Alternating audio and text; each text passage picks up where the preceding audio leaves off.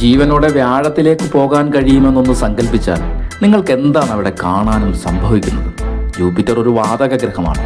ഭൂമിയെ പോലെയുള്ള ഒരു ഉപരിതലം അതിനില്ല. വലിപ്പമാണെങ്കിലോ ഭൂമിയേക്കാൾ 1316 മടങ്ങ് വലുതാണ്. അതിൻ്റെ അപാരമായ കാന്തിക ശക്തി നിങ്ങളെ അതിലേക്ക് വലിച്ചെടുക്കും. അപ്പോൾ നിങ്ങളുടെ വേഗത മണിക്കൂറിൽ 1,80,000 കിലോമീറ്റർ ആയിരിക്കും.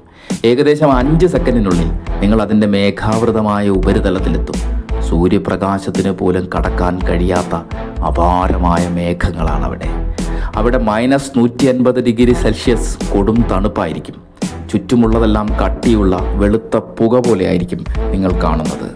ആ കൊടും തണുപ്പിൽ നിങ്ങളുടെ കാഴ്ചയ്ക്ക് ഒരു വ്യക്തതയും ഉണ്ടായിരിക്കില്ല. പിന്നെ നിങ്ങളെ കാത്തിരിക്കുന്നത് അമോണിയം ഹൈഡ്രോസൾഫൈഡ് നിറഞ്ഞ അന്തരീക്ഷമാണ്. അവിടെ മുതൽ തണുപ്പ് മെല്ലെ മെല്ലെ കുറഞ്ഞു തുടങ്ങും. നേരത്തെ കണ്ട വെളുത്ത മേഘങ്ങളൊക്കെ മാറി തവിട്ടു കലർന്ന ചാരനിറത്തിലുള്ള പുകയായിരിക്കും അവിടെ. നിങ്ങൾ വീണ്ടും താഴേക്ക് പോയാൽ അതിഭീകരമായ കൊടുങ്കാറ്റുകൾ നിങ്ങളെ പിടികൂടും. മണിക്കൂറിൽ 4 മുതൽ 82 കിലോമീറ്റർ വേഗതയിൽ അത് നിങ്ങളെ ചുഴറ്റി അടിക്കും. സൗരയൂഥത്തിലെ ഏറ്റവും വേഗതയേറിയ കാറ്റുകൾ, ടൊർണാഡോയെ വെല്ലുന്ന ഭീകരമായ കൊടുങ്കാറ്റുകൾ. വെറും 5 സെക്കൻഡിനുള്ളിൽ നിങ്ങൾ ഭീകരമായൊരു ഇരുണ്ട ലോകത്തെത്തും. അതിശക്തമായ മിന്നലുകളാണ് അവിടെ നിങ്ങൾക്ക് നേരിടേണ്ടത്. സ്റ്റാറ്റിക് ഇലക്ട്രിസിറ്റി മൂലമാണ് അവ രൂപം കൊള്ളുന്നത്. അതൊരു മായാപ്രപഞ്ചത്തെ പോലെ നിങ്ങളുടെ ചുറ്റുപാടുകളെ മാറ്റും. ഭീകരമായ ഇടിമുഴക്കങ്ങൾ നിങ്ങൾക്ക് ചുറ്റും മുഴങ്ങും. അവിടെ നിങ്ങൾക്ക് തണുപ്പായിരിക്കില്ല. അവിടെ മുതൽ നിങ്ങൾ ചൂട് പിടിക്കാനും ഉരുകാനും തുടങ്ങും.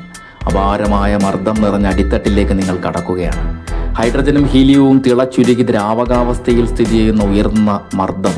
അവിടെ മുതൽ നിങ്ങളുടെ പതന വേഗത തന്നെ കുറയും. ഏകദേശം 12 മണിക്കൂറിനുള്ളിൽ അന്തരീക്ഷ മർദ്ദം 20 ലക്ഷത്തിന് മുകളിലുള്ള അടിത്തട്ടിലേക്ക് എത്തും. അവിടെ മെറ്റൽ രൂപത്തിലായിരിക്കും ഹൈഡ്രജൻ ഉണ്ടായിരിക്കുന്നത്. 9000°C ചൂടായിരിക്കും അവിടെ. മിന്നിത്തിളങ്ങുന്ന വെള്ളി നിറത്തിലുള്ള കൂറ്റൻ ഭിത്തികൾക്കിടയിലായിരിക്കും നിങ്ങളപ്പോൾ.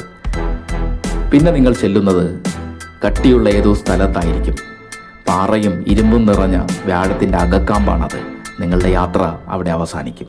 വ്യാഴത്തിൻ്റെ അപാരമായ കാന്തിക ക്ഷേത്രത്തിൽ നിന്നും നിങ്ങൾക്കൊരിക്കലും ഒരു തിരിച്ചുവരവുണ്ടാവില്ല.